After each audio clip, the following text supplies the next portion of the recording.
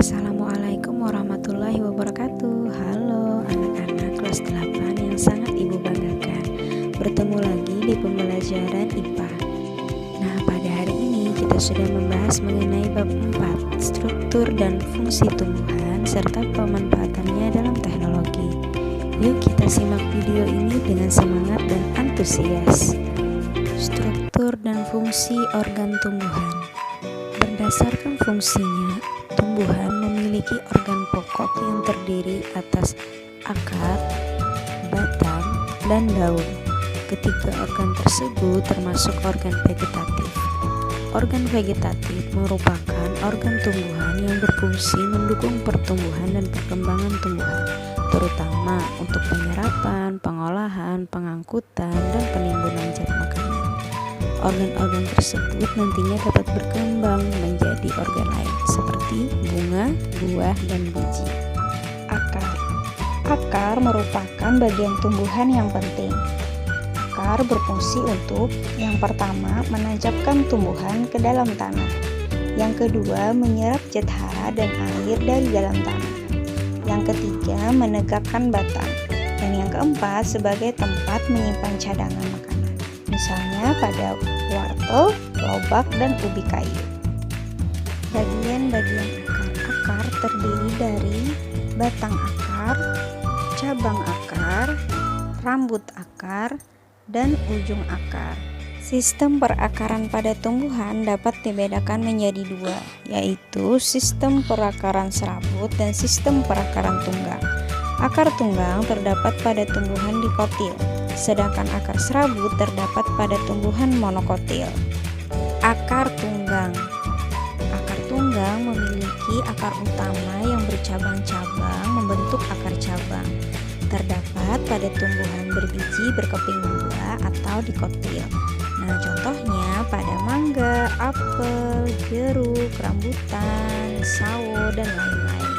Sedangkan akar serabut tidak memiliki akar utama. Ukuran akar dari pangkal hingga ujung sama. Terdapat pada tumbuhan berkeping satu atau monokotil. Contohnya kelapa, jagung, bawang, singkong, dan padi. Nah, selanjutnya pada umumnya akar tumbuhan di dalam tanah. Namun ada beberapa tumbuhan yang tidak tumbuh di dalam tanah. Yang pertama, akar gantung atau akar udara. Akar yang tumbuh pada cabang dan tidak mencapai tanah. Akar ini berfungsi menyerap air dan gas dari udara. Kadang-kadang akarnya mencapai tanah dan masuk ke dalam tanah. Fungsinya pun ikut berubah. Bagian yang ada di atas tanah fungsinya seperti batang. Bagian yang ada di dalam tanah fungsinya menyerap air dan zat hara dari dalam tanah. Yang kedua, akar pelekat. Akar yang keluar dari buku-buku batang. Akar ini berfungsi untuk menempel pada penunjangnya, misalnya kayu, tembok, atau pohon lainnya. Nah, contohnya pada tanaman lada dan tanaman sirih. Yang ketiga, akar pengisap atau haustorium. Akar yang dimiliki oleh tumbuhan parasit atau tumbuhan yang tidak dapat membuat makanan sendiri. Akar ini berfungsi untuk menghisap air dan sari makanan dari tumbuhan yang ditempelinya. Contohnya tali putri dan benalu. Selanjutnya kita bahas batang. Batang berfungsi sebagai tempat melekatnya bagian-bagian tubuh tumbuhan seperti daun, bunga, dan buah. Kemudian mengangkut air dan zat hara dari akar ke daun. Selanjutnya sebagai tempat pertukaran udara. Kemudian sebagai alat perkembangbiakan dan sebagai tempat menyimpan cadangan makanan, misalnya ketela rambat, kentang, dan sagu. Bentuk batang. Batang memiliki 3 bentuk. Yang pertama, batang lunak, yaitu tumbuhan yang berbatang basah dan berair, misalnya batang tanaman bayam. Yang kedua, batang keras atau berkayu, misalnya batang pohon mangga, jeruk, dan sebagainya. Yang ketiga, batang rumput, yaitu batang tumbuhan yang berluas-luas dan berongga, misalnya batang padi dan rumput. Selanjutnya daun.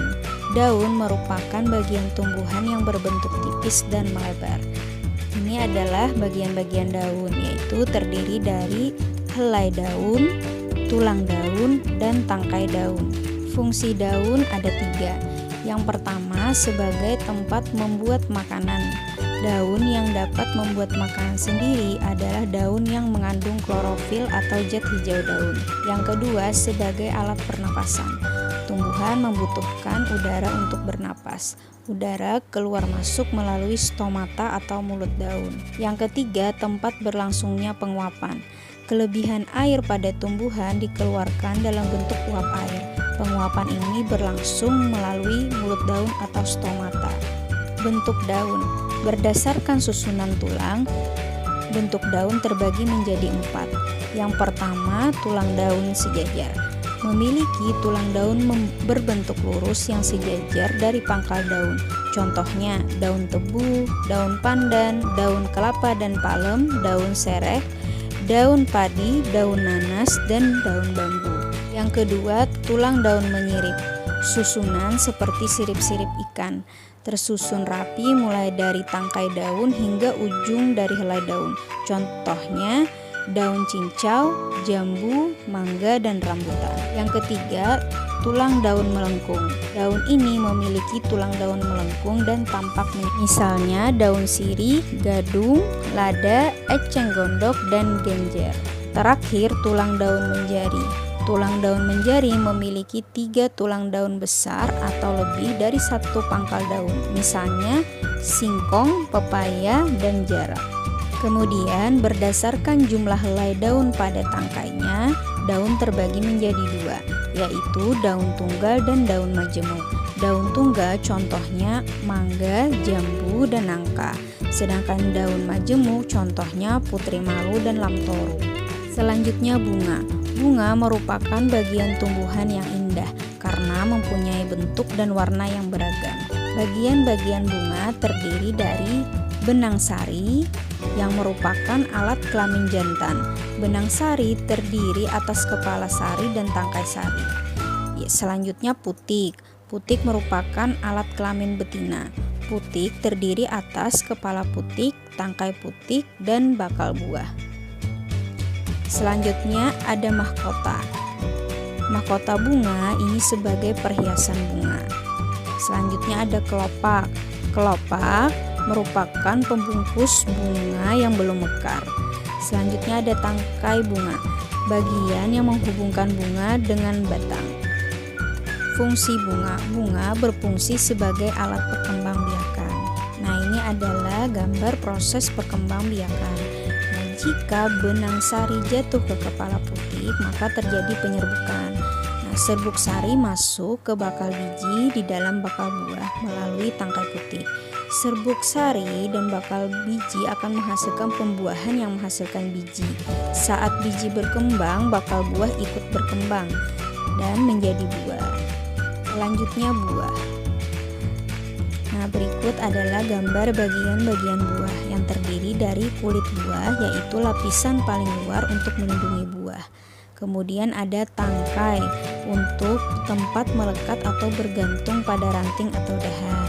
Dan ada daging buah, bagian buah yang dapat dimakan. Dan di dalamnya ada biji, bagian tumbuhan yang berada di dalam buah. Nah, selanjutnya ada biji. Biji berfungsi sebagai alat perkembangbiakan. Berdasarkan jumlah kepingnya biji dibagi menjadi 2, yaitu biji berkeping 1 atau monokotil dan biji berkeping 2 atau dikotil. Nah, berikut adalah gambar bagian-bagian biji, yaitu terdiri dari lembaga atau calon tumbuhan baru. Di dalamnya terdapat bakal akar, bakal batang, dan bakal daun. Kemudian ada keping biji atau endosperm, yaitu makanan cadangan yang digunakan ketika biji mulai berkecambah. Nah, selanjutnya ada kulit biji, yaitu berfungsi untuk melindungi biji. Nah, demikian video pembelajaran kali ini. Semoga bermanfaat ya. Terima kasih. Wassalamualaikum warahmatullahi wabarakatuh.